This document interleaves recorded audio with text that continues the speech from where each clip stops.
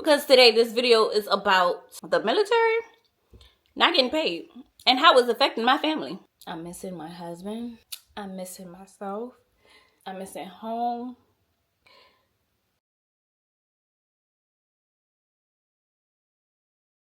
Hey girl, hey, welcome back to my channel. If you're new here, welcome. If you're new here, I am Raven. I'm a stay-at-home mom of 4 and a military wife. Let's emphasize military wife, because today this video is about the military not getting paid and how it's affecting my family. First of all, my husband has been in service for 8 years. So this is our second government shutdown. And it's crazy because it's by the same person who caused the first shutdown. But the first shutdown, troops got paid. This time, not so much. We don't even know if we're getting back pay. We done ran through our savings, because at the end of the day, bills still had to get paid. We still had to feed our kids. Now, we had to rely on family. And luckily, we have the I'm not going to say luckily.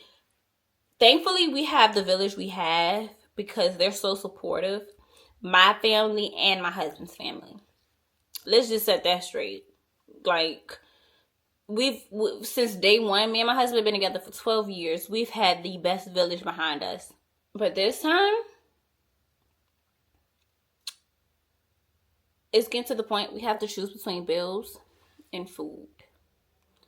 Now, people already have this misconception of, oh, you're in the military. Why don't you all have a savings?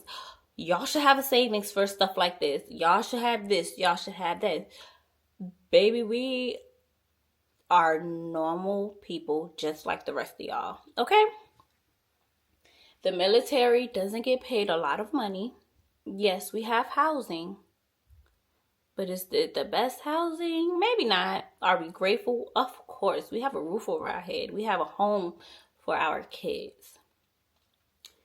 But it's most of the time, it's a lot of issues with these homes. Third, we don't have the best health care. People think, oh, you get free health care. Baby, it is not the best. Sometimes I'd rather have Medicaid. And, oh, well, you should work. You're a stay-at-home mom. You only have one kid at home now. Put him in daycare. How? For what?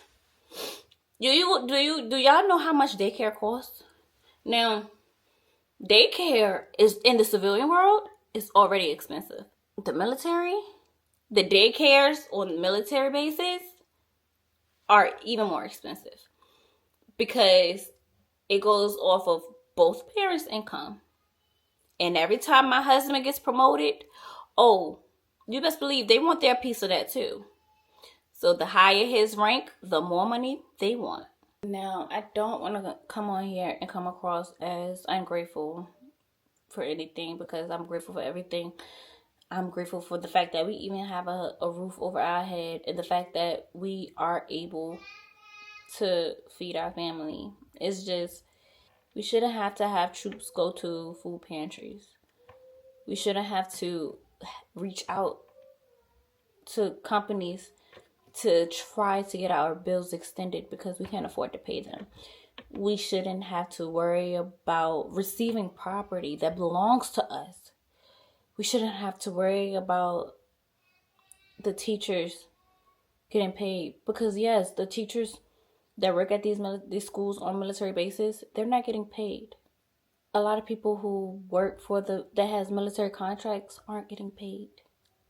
And I wish my husband could be one of those people, like the air traffickers who aren't getting paid. I wish they could not come to work just like the TSA workers, because I don't blame them. Air traffickers and the TSA workers, those jobs aren't easy. Y'all are seeing what the airports are going through right now without them. Pay them. It sucks because these people work for the people. Meanwhile, $300 million is getting invested into a ballroom for the White House. If you've been following me, y'all know I've been on a weight loss journey, and it's been up and down. And I've gained 15 pounds being here. No, not 15, 13. I've gained 13 pounds being here. I lost 6. A lot of it was due to inflammation. Okay, whatever. It's getting to the point I don't even care. I just want to sit. I just want to sit in my bed or on my couch, watch NCIS, and not move a muscle.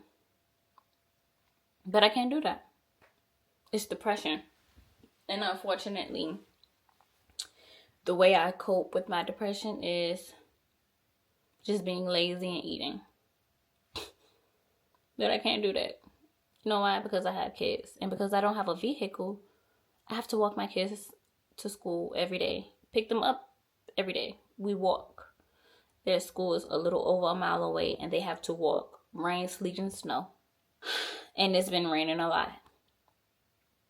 We have our beautiful days, but more so, it's been raining more so than ever. It's been cold, and it's been dark, and it's been gloomy. And when you're going through a depression, that is the worst time to go through it, is with weather like that. You need sun. You need sun to touch your face, touch your skin, your body, all that.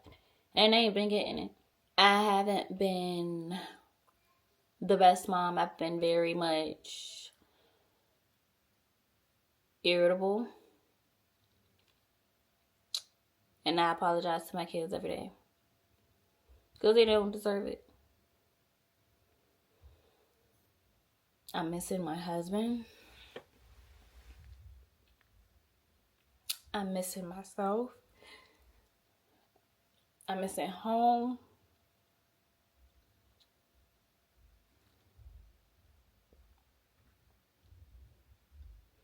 So not only do I not have my family, I don't have my friends. I'm in a whole new place that we don't know. We're going through this.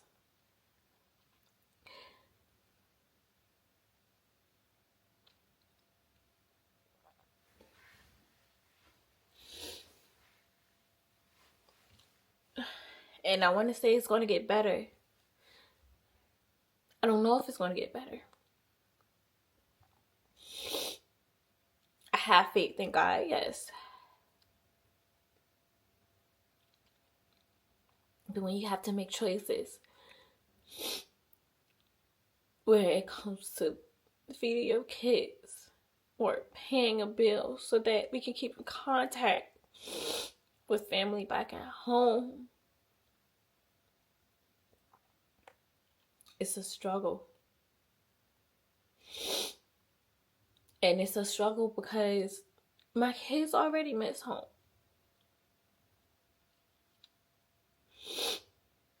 So to strip them away from that, to strip them away from people who love them, to come to a place that we don't know, and we're in days like this. As a mom, what do you do? Not just a mom, as a parent, like, what do you do?